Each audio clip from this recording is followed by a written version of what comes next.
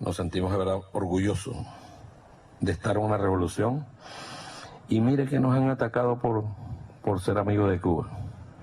Bueno, que nos sigan atacando porque eso de verdad a nosotros no nos importa para nada. Nosotros nos sentimos felices, tenemos el corazón al lado de los cubanos. Cuba ha sido la inspiración para nosotros, para seguir adelante. Nos ha enseñado a luchar. Ustedes, hermanos y hermanas, nos han enseñado a combatir, a resistir en batalla. Agradecerle a Fidel y a los cubanos tanto que hizo por nosotros. Bien, están escuchando a Diosdado Cabello, el número 2 del régimen en Venezuela. Está en este segmento José Hernández, mi amigo, colega, periodista venezolano, y vía Zoom Joaquín Pérez Rodríguez, consultor político y encuestador. Para que sepan en sus casas quién es Diosdado Cabello, está sancionado por Estados Unidos por el Departamento de Tesoro 2018, tiene precio su cabeza, $10 millones, por sus vinculaciones con el narcoterrorismo, ese personaje que está hablando allí del encuentro con el régimen cubano. Es un personaje, y sí es el número 2 del régimen, vinculado también al régimen, al cártel de los soles en Venezuela. José, me decía Sebastián Arcos Casabón antes de irse, que probablemente, y no lo pudimos discutir en el segmento, el dinero en los hoteles, lo que está invirtiendo el régimen cubano en la isla, probablemente es lavado de dinero, y entonces justificaría mucho la presencia de Diosdado Cabello en la isla. Nunca fue mientras estuvo vivo Hugo Chávez Frías, sino fue después de su muerte, y hubo un mito alrededor de ello. ¿Qué nos puedes decir? Mira, como estamos hablando de lo que venía hablando el señor, es un gobierno comunista con una ideología de izquierda atrasada y todas esas cosas. En esa ideología de izquierda atrasada, el jefe del partido es muy importante. Y a uno se le olvida que Diosdado es el jefe del partido. Y aparte de ser el jefe del partido, es como la conexión entre el partido y el ejército, o la milicia, como lo llaman ellos ahora.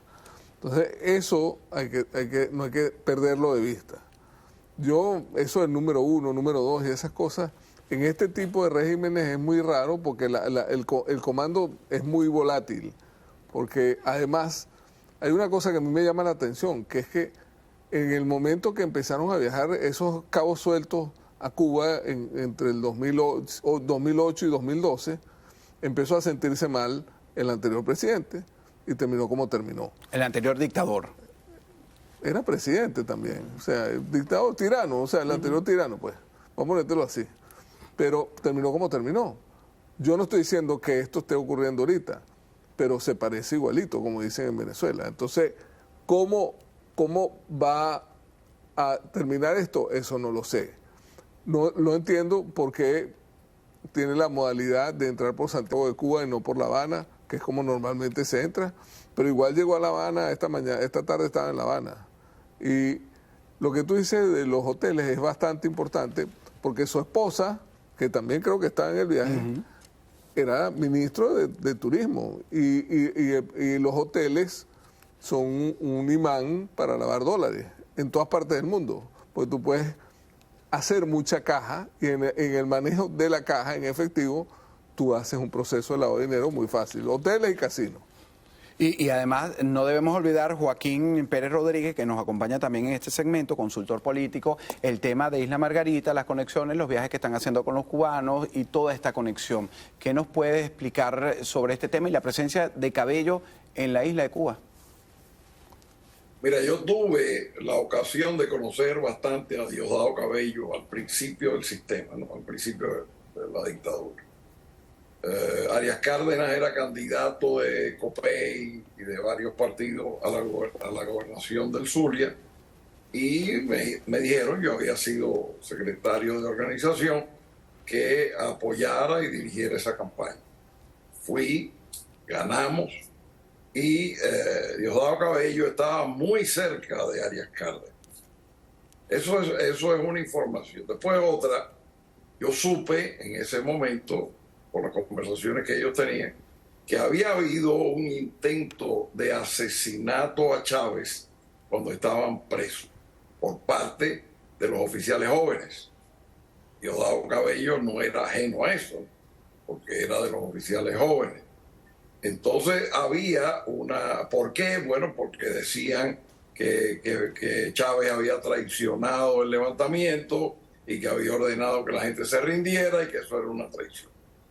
Posteriormente, Diosdado fue tildado de menos comunista, menos pro régimen cubano, y eso lo ponía más en el grupo este de oficiales que les estoy diciendo, que eran gente que no eran tan de izquierda, o que no eran de izquierda, eran simplemente militares, y más bien algunos de ellos eran realmente religiosos, etcétera.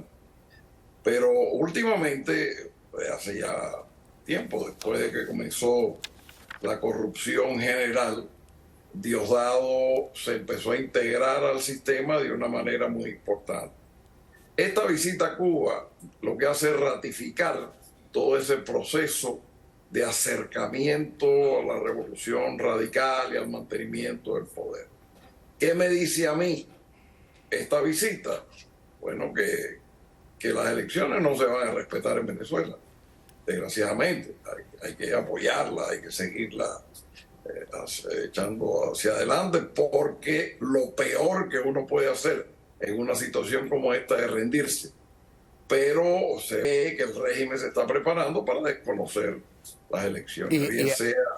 Además, Joaquín, perdona que te interrumpa, cuando ya estás hablando de elecciones, antes de que se nos termine el tiempo, Diosdado Cabello ha reiterado en su programa con el Mazo Dando, generalmente, que ellos no salen ni por las buenas ni por las malas, y lo ha ratificado. Bueno, incluso, el viaje es para eso. Es para eso. Ajá. Entonces, pero tú sabes que hay una enorme contradicción cuando oigo a personas como Joaquín, que hay que seguir echando para adelante, pero pareciera que este apoyo al proceso electoral es echarle gasolina, apagar un fuego con gasolina, porque entonces le vamos a dar más fuego, fuego al régimen. Es que no, la similitud no es comparable fuego con gasolina, porque en este caso tú estás tratando de apagar con la herramienta que tengas un proceso de degradación nacional, y la única forma que está visible, por lo menos que se ve, es el proceso electoral. Cuando tiene todo el control del régimen, es decir, es apoyarlo. O sea, tú estás partiendo de la base de que el proceso electoral es solo por el régimen.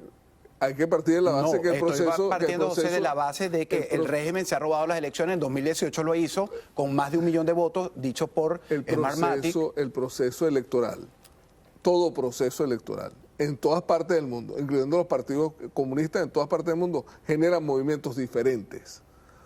Pero aquí estamos hablando de un robo. Déjame preguntarle a Joaquín a ver si coincide conmigo, porque pareciera que estamos justificando que el régimen... yo no estoy justificando. Yo no estoy justificando, y hay una contradicción, y tú tienes toda la razón. El problema es que tú necesitas el proceso electoral como herramienta para el chispazo. La necesitas. Y eventualmente cabe la posibilidad remota y casi imposible, porque es lo que está mostrado, que vaya a ser una cosa normal. Pero el proceso electoral hay que cumplirlo porque está en los tiempos. Y mientras tanto, si tú no tienes ninguna otra alternativa, no hay una manera de encontrar un sistema de poder, no hay una manera de llamar a lo que sea para que salga el poder, tienes que ir a eso. María Corina Machado pareciera la candidata que lleva más puntos y la voluntad del pueblo venezolano, dicho por sondeos, lo que vemos constantemente, pero Diosdado Cabello, sus seguidores incluso le ofrecen golpes, groserías incluso para desarticularla. ¿Es esto lo que estaría haciendo en la parte política sobre Venezuela, no los acuerdos entre el régimen cubano y el venezolano? Joaquín, con su presencia en la isla, la mayor de las Antillas. Creo que eso no es más que un toque de solidaridad y expresar qué es lo que van a hacer en estas elecciones. Ahora, fíjate, Lech Walesa, 2 meses antes de que se iniciara la caída del muro de Berlín y la insurrección polaca y la visita del Papa, etc. No sabía que aquello iba a pasar. Más bien habían asesinado a un sacerdote muy amigo de Juan Pablo II. Estaba en franca represión el régimen y en franco control. Te pido concreción porque nos quedan 20 segundos, Joaquín, por favor. Pero simplemente te digo que uno nunca sabe qué es lo que va a pasar en este tipo de sistemas y que no hay que rendirse, hay que seguir. Puede ser, la estrategia es sacarlo del poder. La estrategia no es ganar una elección o ganar otra o estar inscrito o no, es sacarlo del poder. Así es. Bueno, seguiremos porque tenemos que sobrevivir. Hay que seguir peleando por la vía que sea. Muchísimas gracias a José Hernández y Joaquín Pérez Rodríguez, consultor político y encuestador. Amigos, tenemos que hacer una nueva pausa.